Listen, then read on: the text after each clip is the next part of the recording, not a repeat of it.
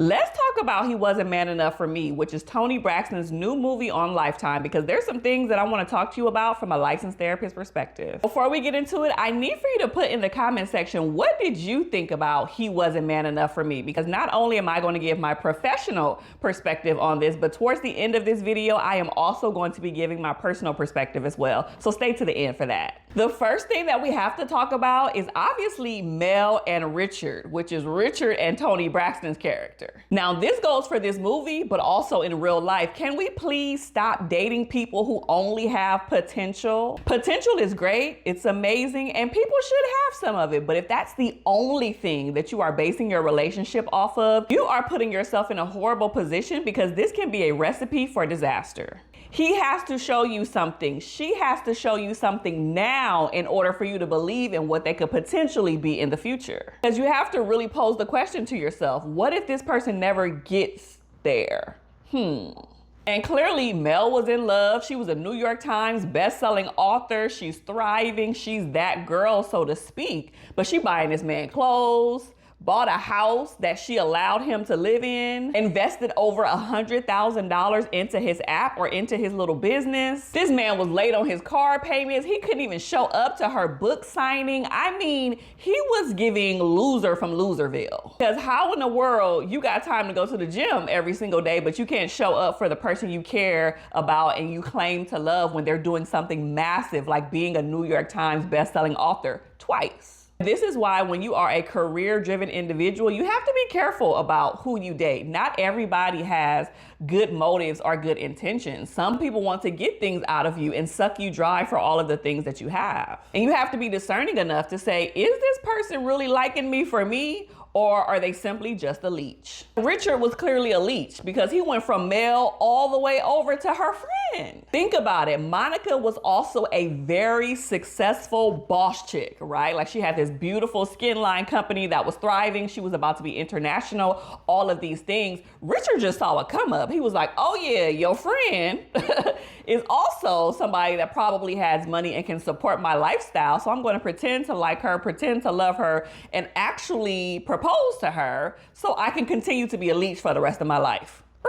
Loser. Not only was he a loser, but he was a moocher, and he was also something that we call like a hobosexual. I didn't say homo, hobo, H-O-B-O, which is somebody who ain't got no apartment, ain't got nowhere to live, and they just going from place to place. They will use and abuse women because they're literally homeless and they just go from couch to couch, couch surfing. I thought when Monica was talking about Mr. C, which is weird that she would call him Mr. C when Richard's name starts with an R, but whatever. When she was saying Mr. C, I thought she was going to be talking about Mel's new neighbor, Greg. That's who I thought was going to be the person, but when Richard came out, I was like, ooh, this is juicy. And before we move on, it has come to my attention that only about 4 to 5% of you guys who watch my videos are subscribed to my channel. And we have to get that number way up. So if you are rocking with your girl, if you are enjoying this video or any of my other ones, it would mean the world to me if you simply hit the subscribe button and hit the notification button as well, because that truly does help me to create content like this for y'all every single week. Now let's get back to it. We have to talk about girl code.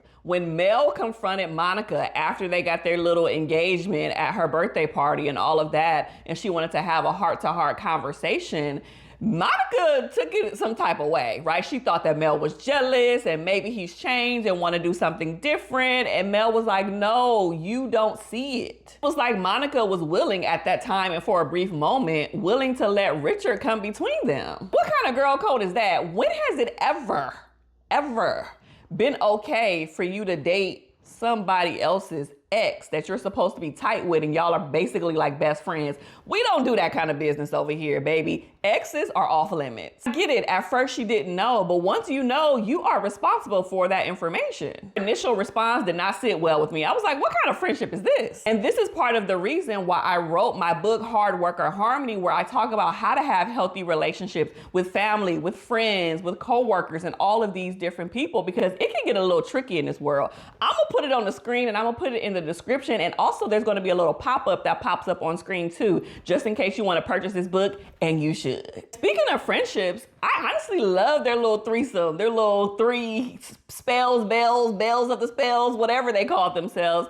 I like their little dynamic here. Everybody had their distinct personality. Everybody had a career. Kandi was an attorney. Mel was a best-selling author. Monica had her skin line. Everybody was thriving in their own right. And it's just like real life. Relationships fall out for one reason or another. And if it's meant to be, it will come back together and you can rekindle that friendship. I'm glad that Monica and Mel seem to work it out. We're gonna talk about that little Southern accent in a minute, but I love the fact that they were there for one another. Everybody had their own issues going on in their own life and they tried to support each other as best as possible. We have to talk about Kandi and Bryan, the married couple. I love that they included this in here because it spoke to a lot of different things that we see in marriages that people are unwilling to talk about. When you've been with somebody for a long time, and especially that you are a male and you might have issues down there, men may feel embarrassed or ashamed that their body parts isn't working the way that it once was. And so they try to take measures into their own hands without telling their wife, but not realizing that their secrecy is jacking up the whole entire relationship and is making your partner and your wife wonder, what the heck is going on here? Are you cheating on me? Is there something wrong with me? What is going on? And he was just kind of keeping it to himself. She said something that I loved. She said, I'm not unhappy, I'm just lonely. And I was like, ooh, if a lot of other women, relationships or married, would understand the differences between different feelings and different seasons of their life, I think they would have the verbiage, the words to be able to describe, the adjectives, to be able to describe what's truly going on with them. She said, I love you, boo. I'm not unhappy. I'm just lonely. I just want more of you. After being married for that long, she wasn't even tripping on the ED situation, the erectile dysfunction that was happening. So what? You got to take your little pill and wait 30 minutes. Okay, cool. It's still going to be cracking.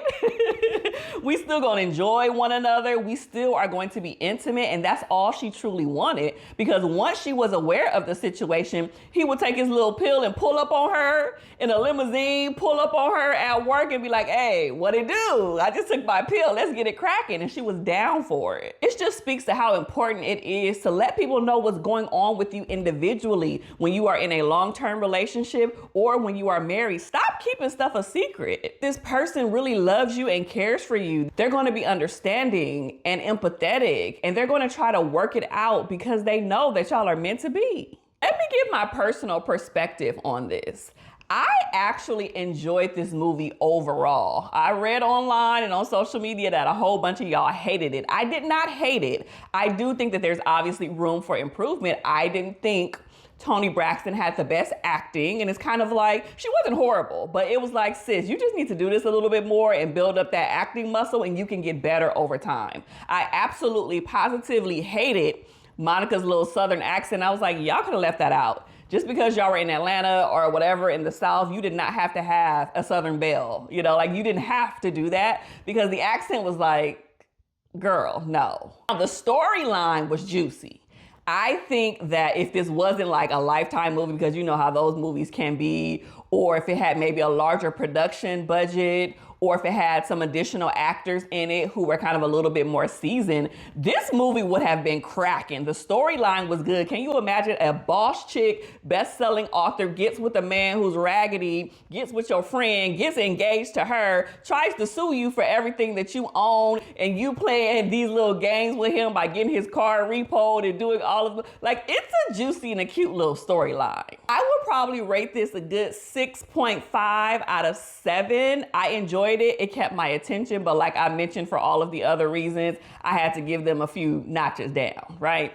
So thank you so much for watching another review on my channel. Please do not forget to like, comment, and subscribe, and I will see you next time. Be blessed.